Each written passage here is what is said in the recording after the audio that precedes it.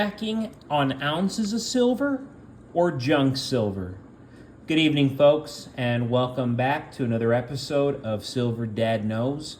Remember, always live with no edits. If this is your first time here, hit that subscribe button now, as you're going to like what I'm about to say. So yes, right here to my left, I am featuring a very unique piece right here, and I do feel like it is 100% underrated and not discussed about nearly as much as it should be within the silver community. And here we're looking at a 2023 kangaroo. One of the most popular and beloved coin collections from the Perth Mint, which I adore, the Perth Mint, is the Australian kangaroo. This series is one of its oldest and most diverse, with the gold bullion coin in the series available since 1986, when the program was known as the Gold Nugget, as I've mentioned before in previous episodes. Australian kangaroos started in 1990 when the Perth Mint rebranded the Gold Nugget as the Gold Kangaroo.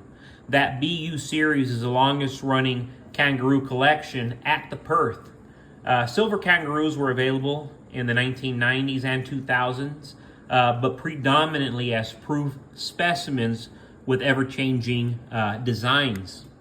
In 2016, Perth introduced a silver kangaroo BU series with a static design and 0.9999949s pure silver content. On the reverse of these 2023 Australian silver kangaroo coins is Queen Elizabeth II, of course. Very, very nice portrait. The reverse side features a historic image of the kangaroo. The inspiration for this design was Stuart Devlin's historic Australian copper penny design of a leaping kangaroo. So a lot of history. The way American coinage has very unique and inspiring history, so does too these Australian kangaroos. So does too Australia as a nation. And real quick, folks, before I continue, I want to give a quick shout out to one of my loyal subscribers. And here we go.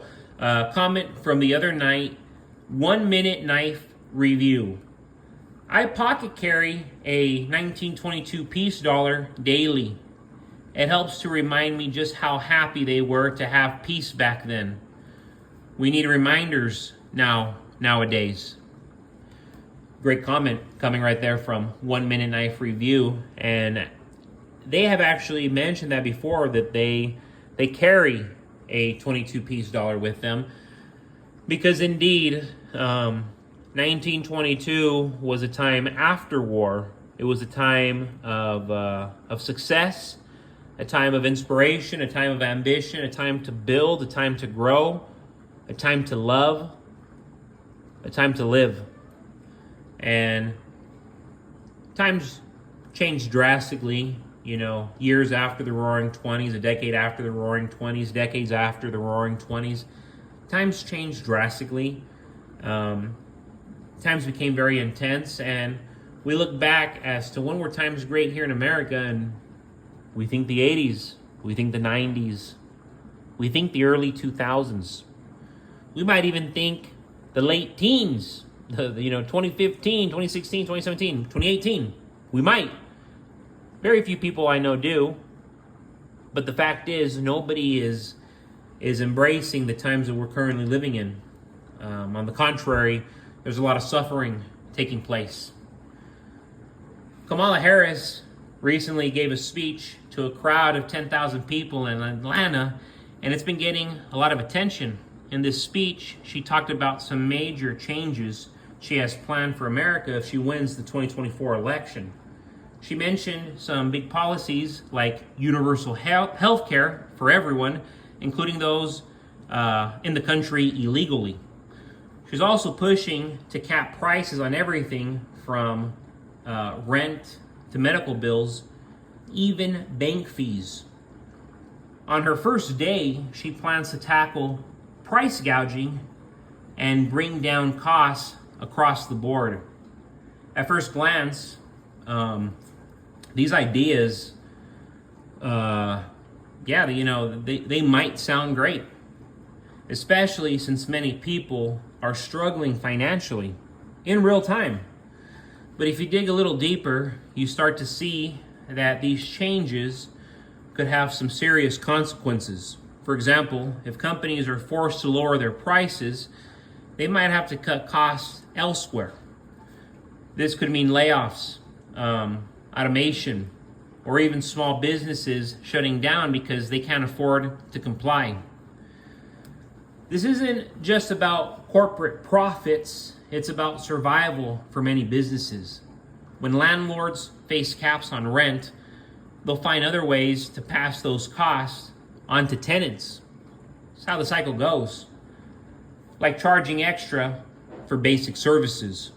And if banks can't charge their usual fees, they might stop offering services to lower income customers altogether. Why wouldn't they? All these changes point to one thing. The rich will get richer, and the middle and lower classes will suffer more than ever. That's why it's crucial to think about how to protect your wealth and future. Silver has always been a safe haven in times of economic uncertainty. Unlike cash, which loses value due to inflation and government policies, silver tends to hold its value and even increase during economic turmoil.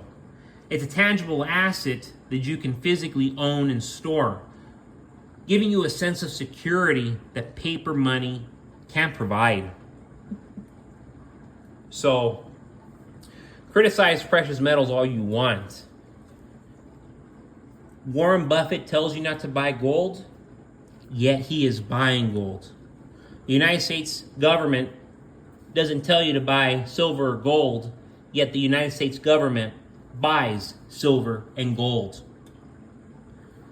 The Big Short, that big Hollywood blockbuster film that they based off of that financial expert in real time is buying gold and silver. You don't need to look further. It's right in front of you.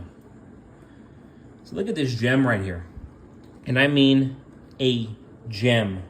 By far the most pristine, most attractive Franklin half dollar I have ever owned. And right here, you are looking at a 1963 edition. These 1963 Franklin half dollars were struck in 90% fine silver at the main U.S. Mint in Philadelphia and was the last year of issue for this half dollar series. After only 16 years of mintage, the Franklin was replaced with the Kennedy half dollar, a tribute to President John F. Kennedy, who was assassinated in November of 1963. The last year of issue for these Franklin silver half dollars offers both numismatic and historical significance. And of course, these are just a superb addition to any collection. But by far, when I say this is a gem, this is a gem. Ben Franklin.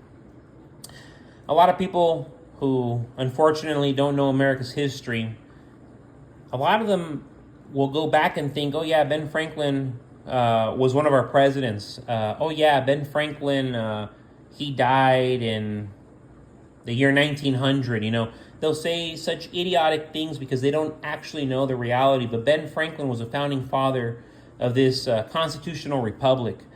Ben Franklin was already an elderly man when George Washington became the first president of these United States when he took over the colonies. Ben Franklin was an innovator. He was a creator. He was an entrepreneur. And he was a man of faith. And we talk about, making America great again. What does that mean? Making America great again is making our citizens great again.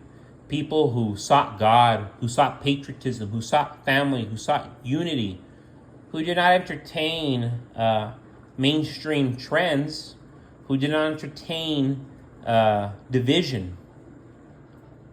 But yes, folks, thank you so much for joining me for another evening of Silver Dad Knows. As always, God bless you. God bless your household. And God bless America.